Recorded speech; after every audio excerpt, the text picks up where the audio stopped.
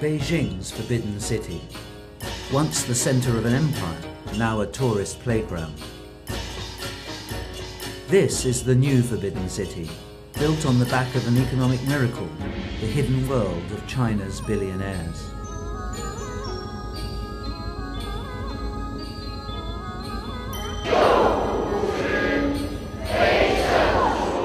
Here's one of them, Madame Zhou Zhaoguang, and there are several hundred more dollar billionaires on mainland China.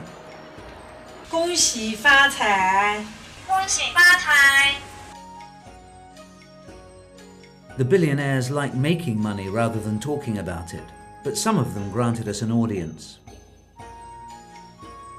60% of this piano is natural jade. Michael Jackson bought it. Then I bought it for millions of dollars. Welcome to the world of $500,000 dogs. Hong Wei-hua is from Shenyang in the northeast. His conglomerate stretches from luxury goods and media to mining and property. Well, I keep several dogs here. Some of them are quite rare. Like the Tibetan Mastiff, which people like pretty much. Well, a white Tibetan Mastiff is rarer, maybe 1 in 10,000. Most are black or yellow. He likes to show his wealth, but property developer Dai Zikang prefers to talk about the influence of the new entrepreneurial class. The economic world, the leadership should be entrepreneurs. And people gradually understand it and accept it. Maybe not forever, but for this 100 years, will be like that. This new openness about wealth and its role in such a nuanced society is partly thanks to one man, British-educated Rupert Hugerworth. His company Hurun tracks the wealth of the richest 1,000 Chinese. What I've done is I've broken the taboo about people able to talk about wealth. Now, the number of people that are all taking part in the sort of fortune Olympics, if you want to use that analogy, and trying to go out and make money, is just about every able-bodied person in China today.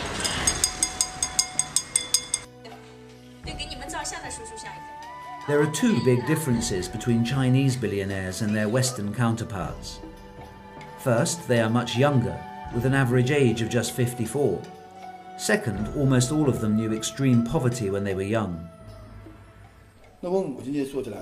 She was a great mother. She used to eat last when the family was very poor in the old days. She usually got nothing to eat in the end. We got something solid to eat, but she only got soup. Zhong Tinghu is China's richest businessman with a fortune estimated at $12 billion. It comes from his 80% ownership of a soft drinks company, Wahaha.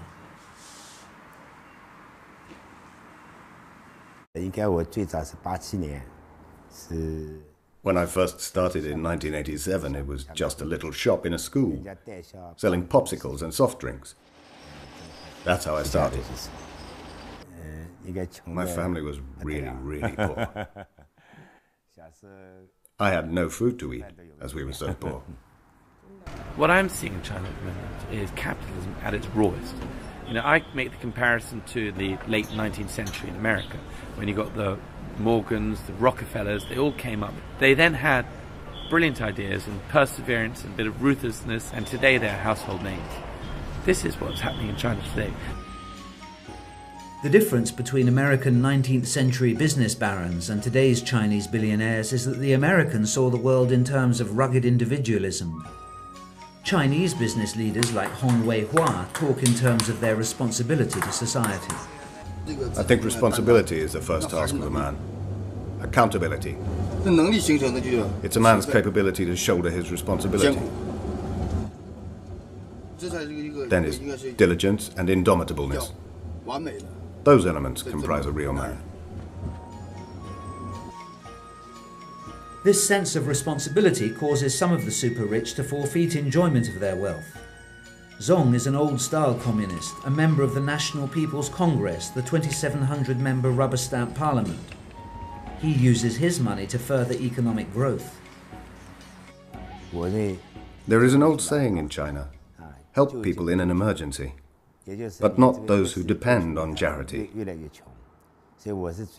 So I help the poor people to get the opportunity to work or start their own business. I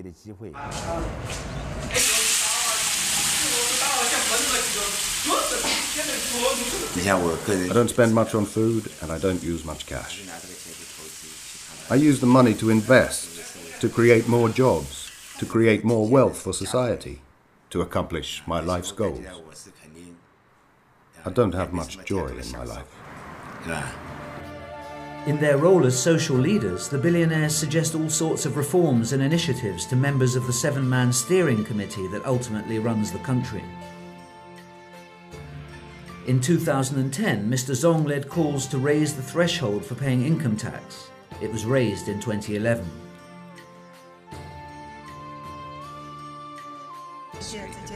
In 2009, Madame Zhou harnessed her power and wealth to promote the town of Yiwu.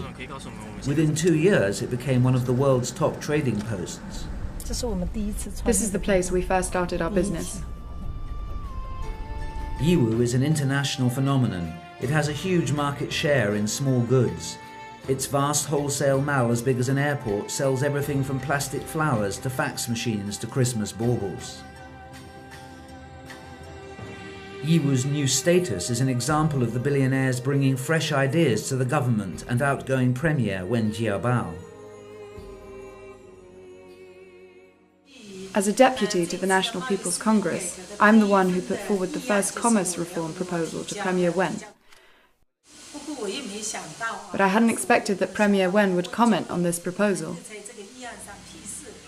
Behind the carefully weighed words of the business leaders and the changes that are commonplace in modern China, there lies one unchanging fact: the all-enveloping power of the Communist Party.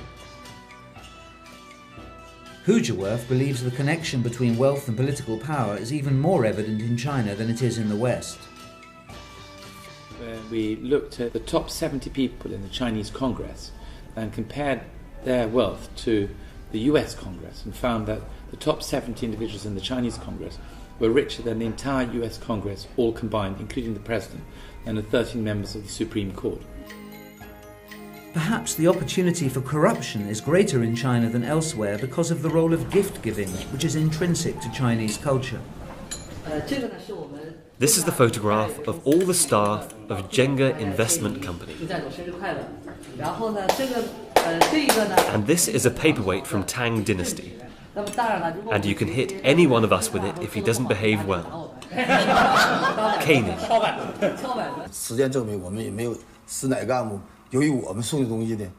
Time has proven that none of our gifts to officials were seen as bribes. None during all these years. The method I use is different, and that is how I can avoid unnecessary problems for officials while they get material benefits.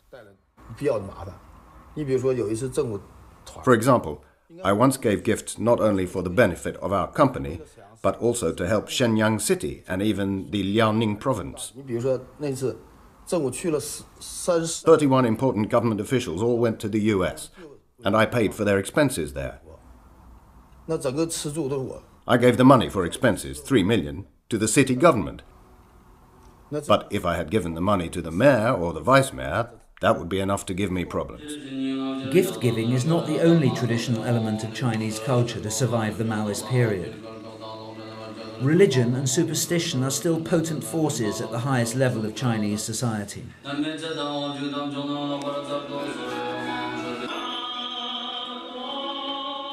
With a private temple on the top floor of the family home, Madame Zhou and her husband Yu Yunxin are also devout Buddhists. Entrepreneurs tend to enroll at business schools partly for networking, but most of them stopped education by the time they were 16. Many are still influenced by superstition and feng shui when making their business decisions. Although Madame Zhou and Mr. Yu had little schooling, Their son Thomas graduated from the London School of Economics. He is leading their online strategy. Yiwu's total revenue from Taobao was 50 billion yuan.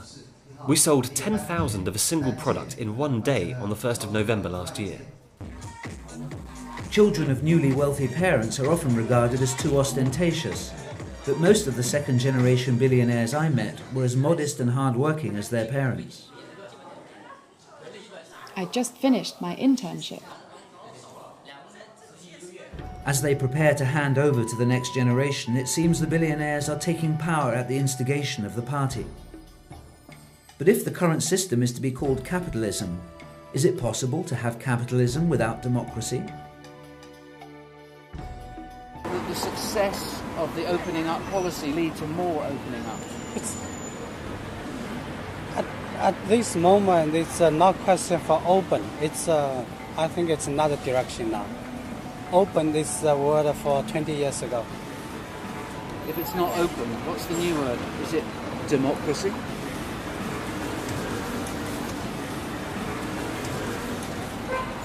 No. What is it then? Socialism. New socialism. Yeah, that means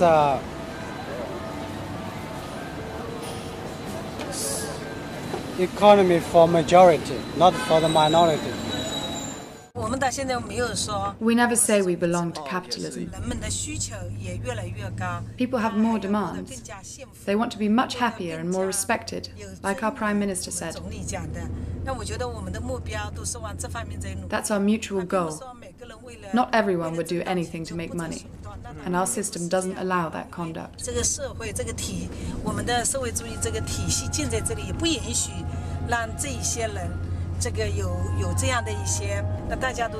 Most people make their fortune by hard work. Mr. Dai talks of the entrepreneur's leadership role. Madame Zhou has transformed her local economy by making Yiwu a global market for small goods. Mr. Zong ushered in a raise in the income tax threshold. So perhaps it is the super rich themselves who are ensuring a future of capitalism without democracy in what will soon be the world's biggest economy.